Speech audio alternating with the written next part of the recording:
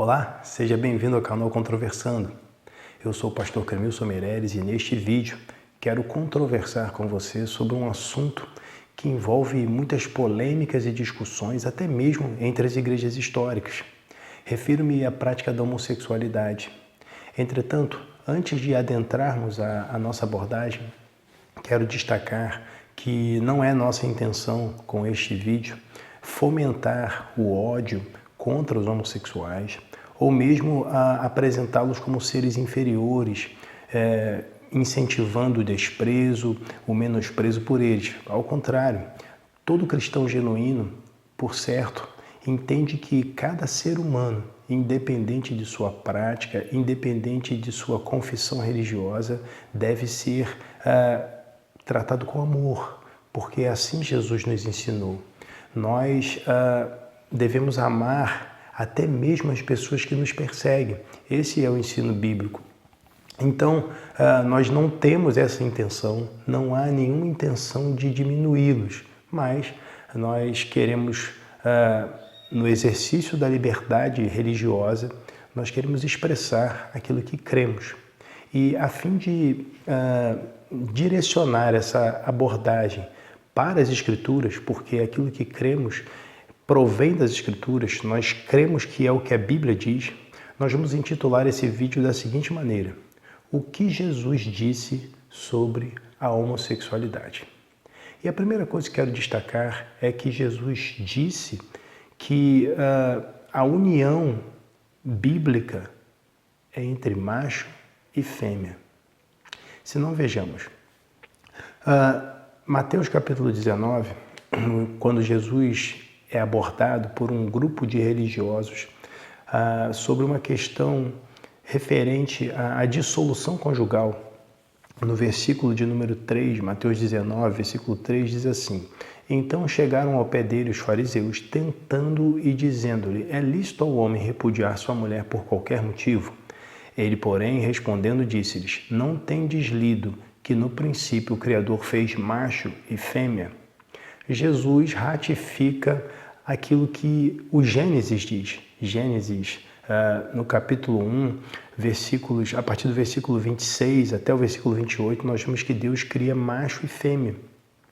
E ele tem a intenção de encher a terra, de povoar a terra por meio dessa união. Jesus prossegue no versículo 5 dizendo: portanto, deixará o homem pai e mãe e se unirá à sua mulher e serão dois numa só carne. Ele faz uma pergunta aos fariseus: vocês não conhecem esse texto? Ele está citando Gênesis 2, versículo 24. Porque Jesus entende que o casamento é o resultado da decisão de um homem e de uma mulher de deixarem seus pais, deixarem suas famílias e se unirem em matrimônio. Ou seja, com isso Jesus já deixa claro, primeiro, que o relato da criação expressa a vontade de Deus a respeito do casamento e não a tradição dos anciãos ou aquilo que o rabino A ou o rabino B dizia, porque os fariseus trouxeram para Jesus uma demanda com base numa discussão rabínica, uma discussão teológica que envolvia praticamente duas escolas. Uma escola que defendia que a dissolução conjugal podia ser concretizada como resultado da decisão do marido de deixar a sua mulher. Decisão por qualquer motivo. Essa é a pergunta que inicia essa discussão. Mas havia uma outra escola que dizia que a dissolução conjugal só poderia acontecer caso houvesse adultério. Então, eles colocam essa pergunta diante de Jesus. Jesus diz: olha, essa pergunta não pode ser respondida com base em nenhum pensamento teológico ou rabínico, mas tem que ser baseada no relato da criação, porque ele é a expressão da vontade de Deus. E no relato da criação, Deus cria um macho e uma fêmea, e a esses dois é dito que eles deveriam se unir em matrimônio. E aí estabelece-se um padrão para toda a humanidade. Veja, na perspectiva de Jesus, o casamento, a única união possível é a união entre um macho e uma fêmea. Logo, exclui-se a união entre dois machos e duas fêmeas. Isso nós entendemos que é o que Jesus diz. A segunda coisa que eu quero destacar a respeito dessa temática, o que Jesus disse sobre a homossexualidade, é que Jesus disse que a família é constituída de pai, mãe e filhos. No mesmo texto que lemos, Mateus capítulo 19, um pouco mais à frente, a Bíblia narra o encontro de Jesus com um jovem, que nas edições modernas é chamado de o jovem rico. Jesus, a partir do versículo de número 16, o texto diz que um jovem se aproximou dele e disse: Bom mestre, que bem farei para conseguir a vida eterna? E Jesus respondeu: Por que me chamas bom? Não há bom senão um só, que é Deus. Se queres, porém, entrar na vida, guarda os mandamentos. Disse ele: Quais? E Jesus disse: Não matarás, não cometerás adultério, não furtarás, não dirás falso testemunho, honra teu pai e tua mãe. Ao recitar o quinto mandamento, Jesus ressalta aqui um princípio muito importante. Ele afirma que a vida familiar envolve a geração de filhos, uma vez que, ao dizer pai e mãe, nós entendemos que há implicação direta aqui dos filhos, porque quem cumpre esse mandamento são os filhos. Então, na perspectiva de Jesus, a unidade familiar ela é constituída de pai, mãe e filhos. E não há como nós entendermos que Jesus enxerga aqui apenas os papéis de pai e mãe. Na verdade, se nós respeitarmos o contexto no qual essa expressão foi proferida, nós concluiremos que o mesmo Jesus que afirmou que o relato da criação é a expressão da vontade de Deus, de modo que um homem deixa pai e mãe e se une a uma mulher e dois se tornam uma só carne, porque Deus no princípio fez macho e fêmea. É a partir dessa perspectiva que Jesus entende o quinto mandamento. Ele entende que o pai é um homem e a mãe é uma mulher, aqueles que na concepção dele devem se unir em matrimônio. E esses são os que geram filhos. É nesse ambiente que o quinto mandamento deve ser observado. Dois pais, por exemplo, e um filho não se adequariam à perspectiva de Jesus. Duas mães e uma filha, um filho, também não se adequariam. Portanto, nós entendemos que ao recitar o quinto mandamento, Jesus também está, de alguma forma, se opondo às uniões homoafetivas. É claro que você pode discordar dessa compreensão, mas para nós abraçarmos um entendimento diferente, teríamos que fragilizar o texto bíblico, teríamos que negar aqui a autoridade da Bíblia. E não podemos fazê-lo. A Bíblia é a palavra de Deus inspirada, inerrante, e nós queremos que é o registro fiel daquilo que aconteceu. Então, o que Jesus disse é que a família é constituída de pai, mãe e filhos.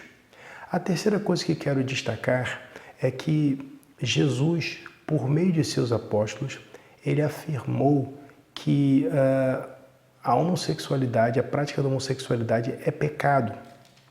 Se não vejamos, Jesus, em Mateus capítulo 28, no versículo 19, ele diz o seguinte: Portanto, ide, ensinai todas as nações, batizando-as em nome do Pai, do Filho e do Espírito Santo, ensinando-as a guardar todas as coisas que eu vos tenho mandado.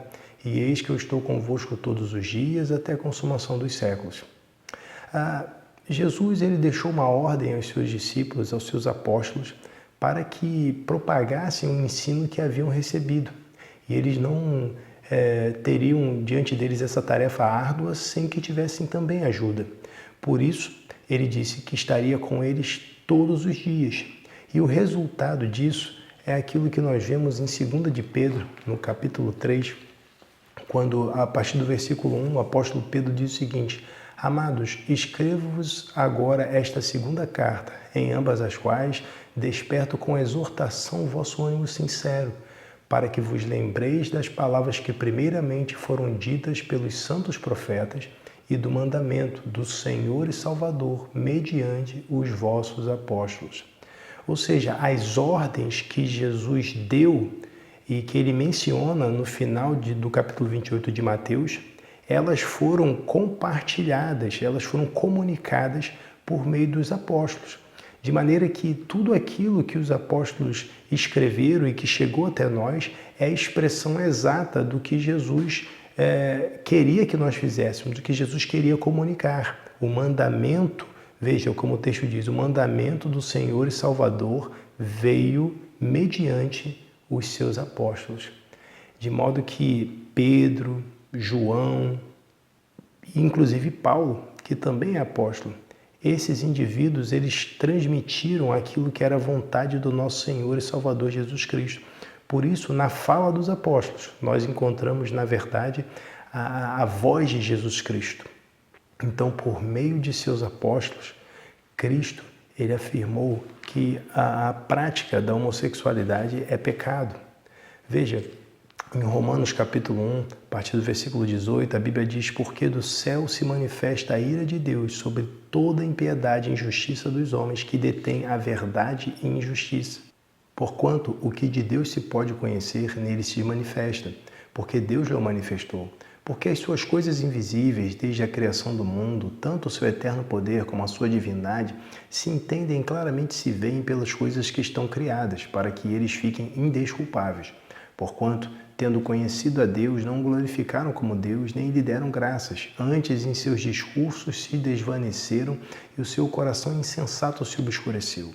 Dizendo-se sábios, tornaram-se loucos e mudaram a glória do Deus incorruptível em semelhança de imagem de homem corruptível, de aves e de quadrúpedes e de répteis. Pelo que também Deus os entregou às concupiscências do seu coração, à imundícia, para desonrar o seu corpo entre si. Pois mudaram a verdade de Deus em mentira e honraram e serviram mais a criatura do que o Criador, que é bendito eternamente. Amém. Pelo que Deus os abandonou às paixões infames. Veja, o que ele passará a descrever agora é aquilo que ele classifica como paixões infames. Seguindo no texto, porque até as suas mulheres mudaram o uso natural, no contrário à natureza, no contrário àquilo que Deus estabeleceu. E semelhantemente também os varões, ou seja, os homens, deixando o uso natural da mulher, se inflamaram em sua sensualidade, deixando o uso natural, o uso estabelecido por Deus por ocasião da criação, se inflamaram em sua sensualidade uns para com os outros, varão com varão, homem com homem, cometendo torpeza e recebendo em si mesmos a recompensa que convinha ao seu erro. E como eles não se importaram de ter conhecimento de Deus, assim Deus os entregou a um sentimento perverso para fazerem coisas que não convêm.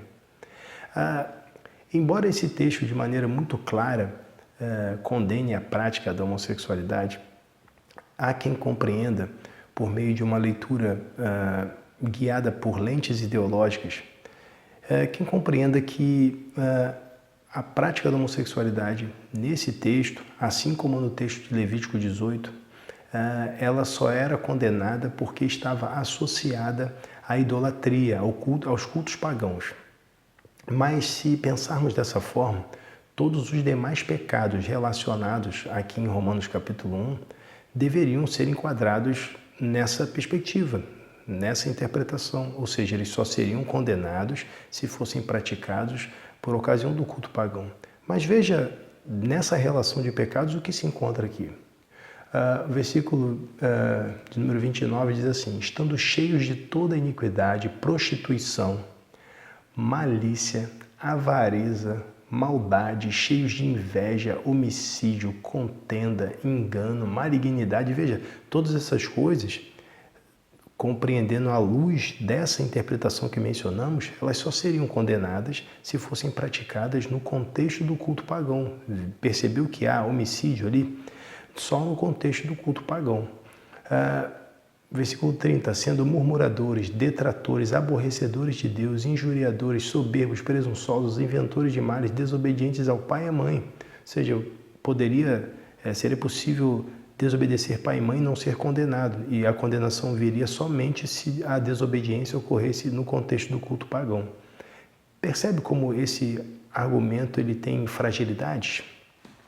Vamos ao texto de Levítico 18, que é um texto bastante criticado e geralmente afirma-se que esse texto é insuficiente para apontar a prática da homossexualidade como pecado. Levítico capítulo 18, nós vamos ver aqui a partir do versículo 21, Levítico 18.